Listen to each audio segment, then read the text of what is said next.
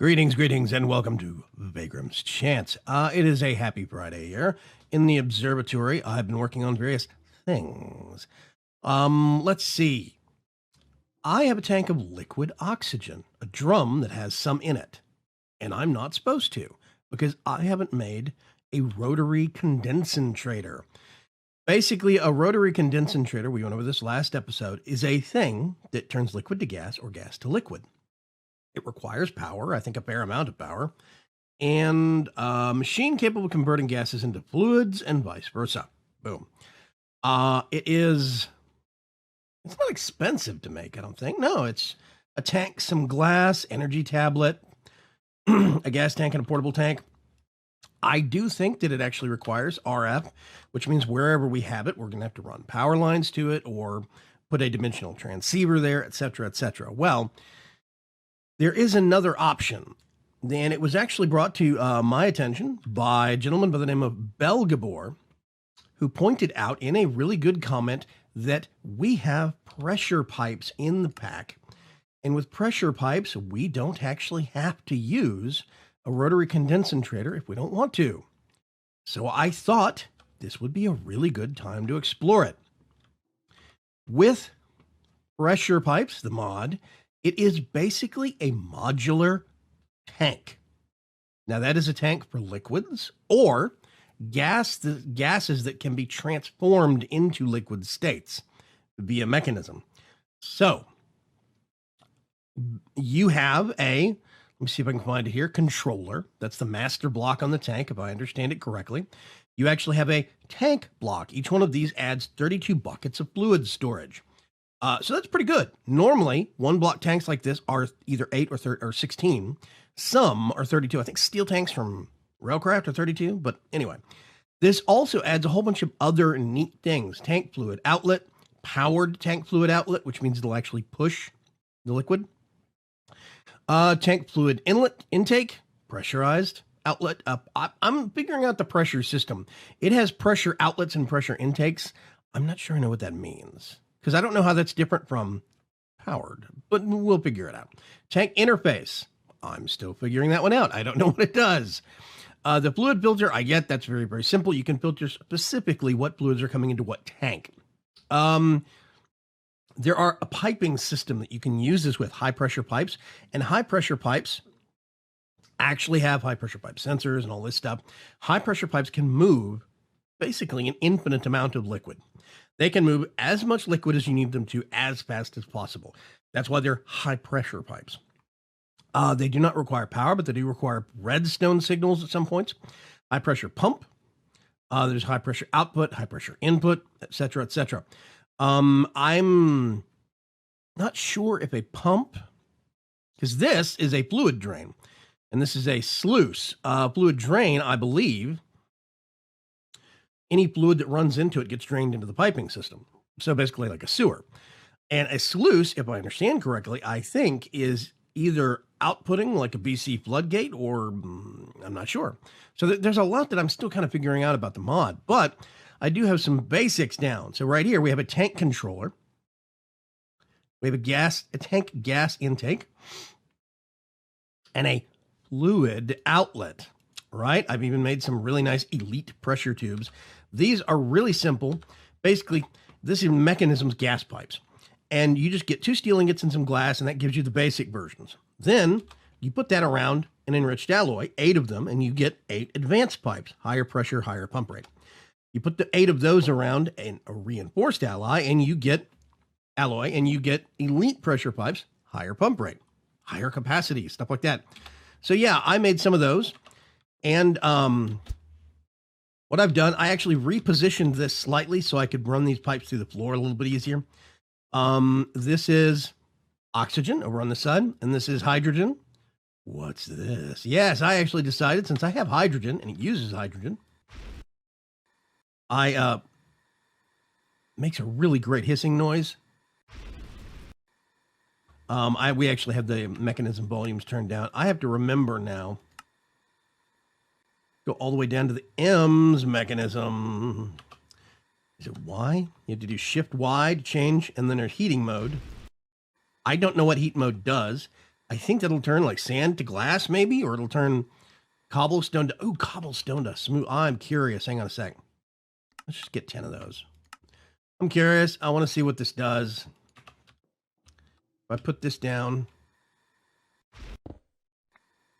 Ooh, it smelts it.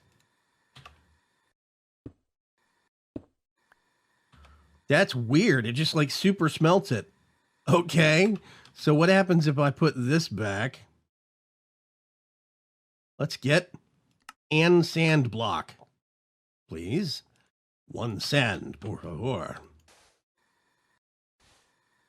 Aha, see? Glass. Okay. And I'm just going to break it and destroy it, but that's not the point. Combat, that actually sets things on fire. Like, just targets, though. People. There is heat. Inferno mode will actually set stuff on fire. I wonder if heat mode is what I'm looking for just normal, like... I shouldn't have put that cobblestone away. No, okay. I don't know what the difference is. Heat mode and inferno mode, whatever. Anyway, I actually have this fun thing now. I've no clue what I'm going to do with it. Dog has made one, and it kind of inspired me to mess with it. But hey, I have 2 buffer tanks, and this thing is making basically and spilling excess, right? So it will keep, no, wait a minute. It needs to be on dump excess, dump excess. There we go. So it should keep making, there we go, and filling these tanks up. And then it'll just keep making and making and dumping any excess that it has. It is still being fed water automatically. I'm keeping it at 8 buckets, basically. And I think partials, yes. So as soon as this gets down to 7 buckets, it should automatically get, once it gets below 7 buckets, it'll get a bucket from the LP system, I think. There we go. Yeah, very cool. So this is basically, we've got a buffering of 96 buckets and 96 buckets there. 96 buckets, 96 buckets. The pipes come down, and they technically have a little bit of buffering. And then we're going to come down here. Here is the elite pressure pipe. Let's do this side's oxygen. We already have an oxygen drum. So what I'm actually going to do is I've got a gas intake. Put that right there. I'm actually going to do a, let's do 1 tank block. Boop. I'm going to put the controller in the middle. I'm going to put this right here. So now we have 1 unified vertical tank. It's got a little control. You can click on it anywhere, and you see it is filled up with liquid oxygen. So now, if I wanted to, I could put a drum right under this. Now, I do actually have to change this because there is a, it won't, that tank will not pump out of itself. So what we need, there is a tank fluid outlet. And then if I remember right, there is a powered tank fluid outlet. I have all these different little parts that I have made. We auto-craft pistons now. We are going to have to wait for that for just a second. Hopefully that won't be too long, though. I think that if you give the redstone signal to the powered version, it will pump. Whereas this is just a passive, there we go, fluid outlet. You have to pump out of it with pipes. But I think if we do this, then I can actually get a drum. Boom, there we go. It is automatically pumping out, and we have a Bedrockium drum buffer hooked up to a powerless system.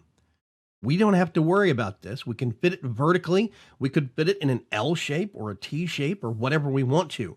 We have much more freedom in terms of things. Now, technically speaking, it would only be a rotary condensator and a dimensional transceiver next to it to give it power in order to have it come in as whatever and pipe out as whatever. But there's actually orientation restrictions on rotary condensators.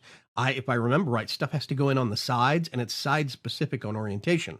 With this, we can do it horizontally, we can do it vertically, we can do it T-shaped. We don't have to run power to it. So yeah, I really do like this as an option. I think it's cool to use a different kind of a mod. This might not be the best way to do something, but I really appreciate Belgabor actually giving the suggestion. So, it's instantaneous transition. It wouldn't be instantaneous, and Belgabor points this out in his comment. It is bigger than a condensator in terms of a problem solution of a problem, but it is an instantaneous process. As soon as gas goes into this, pretty much, it is getting transitioned to a liquid immediately. And then if we want to, we can actually reverse this on the other side and hook it up to whatever we want to. But for now, I can actually put this, and I could hook it up to, say, a dimensional transceiver with a pipe on the bottom of this, and I could pipe out liquid oxygen anywhere I want it. That's it. So it's a really cool idea. I am going to break this just momentarily because I want to do that. So yeah, let's see. And we want a powered tank. I want to do another one of those. One, please. Dun, dun, dun, dun, dun. This is where we wait for the piston again. I'm going to need only one of those. Put those aside for now. I don't need the tank fluid outlet. That is powered. And let's see, there's gas. No, pressurized gas. Gas intake is one thing I need. Definitely. I need one of those. Oh, I'm missing 2 enriched alloy. Oh, okay. Hang on a sec. Let's get iron. Stack of 64. Thank you very much. Over here in this, we actually have, I'm going to get 6 of these. Each one of these covers 10. So if I put that in there, that is 60 iron worth. Steel dust. Oh, okay. Cool. Where can let's put it over here. Energized smelter. Come back. Thank you very much. Okay. So you, auto check should be on. I can't remember why I was making the hard play. Oh, that was for IE stuff. Right. Yeah. Let's sort those. We should have some of these now, which means I can come over here and I can do one, please. Make one of those. I need a tank controller, which is this thing right here. One of those. These tank walls are very easy to make. It's iron around 1 cactus green, but 8 iron does net you 16 tank walls. So that's actually pretty good in terms of turnaround on cost, at least in my opinion. 1, 2, 3, 4. Is it the same number of parts as our bottom one down here? It looks like it is. So now we can actually do, let's see, gas at the top. New gas. Tank. Controller, and this is where it starts filling up automatically. It's got a 32 bucket buffer, basically. And then there's the powered fluid output. We get a drum, one of these really expensive bedrockium drums. Whoa. Put that right there. And liquid hydrogen in a bedrockium drum. Nice and easy. Liquid oxygen, nice and easy. What I'll do is I'll get this oxygen tank. Let's get this. And I think, yep, pressurized fluid conduits. I'm actually going to Oh, actually, no, I want to do it this way. Boop. And put that right there. Oh, no, we don't want to do that. I'll put it on the bottom. I think we can pump out the top. Yep, we can. Awesome. Insert. This is going to empty. I can turn it back into EMC. Why let that liquid oxygen go to waste? And we are going to have a massive back buffer that we can build up of 65,000 buckets. Not millibuckets, 65 million millibuckets, but really that's 65,000 buckets, 65,000 and a half buckets worth of liquid oxygen and liquid hydrogen that we can buffer out to the rest of the system. It's going to be very, very cool. Next step I'm going to start working on is finding a desert biome. Hey, our mining world actually is tiled with desert biomes, but I probably should find one in the older world. I'm going to make a remote outpost in a desert biome, set up some actual salination tanks so that we can start making brine, and I'll do the same thing there, where we basically are going to transmit it back here to stockpile right in this room. As a matter of fact, I'll probably put it right here in this vertical tank. I mean, that vertical slice. So yeah, eventually I would love to be able to see down here all these different liquids that are being made and stockpiled, coming down, pipes coming down from the ceiling. I think it could be really cool. Okay, we don't need that. What? Where's the check mark? There we go. The check mark is all of them. And, whoops, I messed it up again. There we go. We liquidate that. We're going to put that back. Let's put those up there for now. Let's go upstairs. And I'm going to put those there. So this is running. We're now going to have, what's the status on this? Oh, 22. That's really good. And then we get some of these and we run them back through. See, when you get these, whoops. Use, where's the, yeah, here we go. With the diamond, with compressed diamond or diamond dust. Compressed diamond is better though, because it's actually 10 per, instead of 1 per, which is what the diamond dust is. This turns into the upgraded form, and then you get this, and it turns with obsidian dust into the upgraded form, etc., etc. That's why I make big batches of these things, because I end up having to make the more of the reinforced and atomic alloys anyway, so why not? Okay. Wow, that one's empty. This one's empty. Empty, empty. So what I think I'm probably going to do I have some more? I think I did have some more of those pipes, right? Yep, I do. I am now going to, let's see real quick. There we go. Straight in.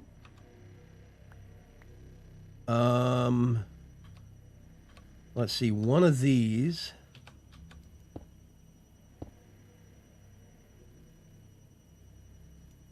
That is 10 oxygen in it. I can fix that. Now you're empty. No gas stored. Hydrogen. Let's see. One of these has, okay.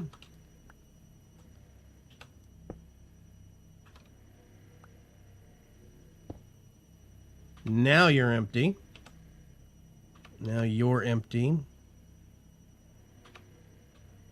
One of these actually should have. There we go. There's my flamethrower. So now what I'm going to do, I'm going to get this. I'm just going to put it right here. This is going to fill up as a side thing with hydrogen if, perchance, I ever make a mechanism jetpack if I wanted to, or if I need to refuel my flamethrower. Put it right there. Easy peasy. I'm going to get these extras. I'm going to, they are usable in crafting recipes. May as well make use of them. So I'm going to put them in here. This is actual storage for all of the parts. I have updated this. Let me kill this floor panel real quick. You notice, if you remember, we made this mod-based item sync module. So now everything from mechanism and immersive engineering and railcraft and pressure pipes all automatically get stored here in this unit. It's quick, it's easy, it's at our fingertips. We don't have to worry about big travel time. The only thing we have to worry about is auto crafting stuff. So it's going to be really cool. I'm going to need to figure out how to make some paneling to close these holes in the floor so it looks better. Real quick, I wanted to go over what these things are. If you look, there's a little thing called a pipe plug on the side of this so that this actual logistics fluid supplier doesn't try to connect to everything around it. Pipe plugs are basically little things you stick on the side of buildcraft pipes to keep them, or logistics pipes, to keep them from connecting to things next to them. They're real easy to make. Pipe plug. Somewhere. There we go.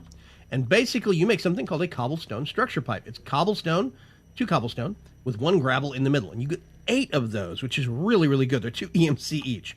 Then you just put 1 of those in the crafting grid and you pull out 4 pipe plugs. It's real simple to make those things. They're really good for making sure you don't have any rogue connections going out anywhere. I like using them. So, yeah, one thing I want to show off real quick that the Dark Preacher has actually been putting some build time into.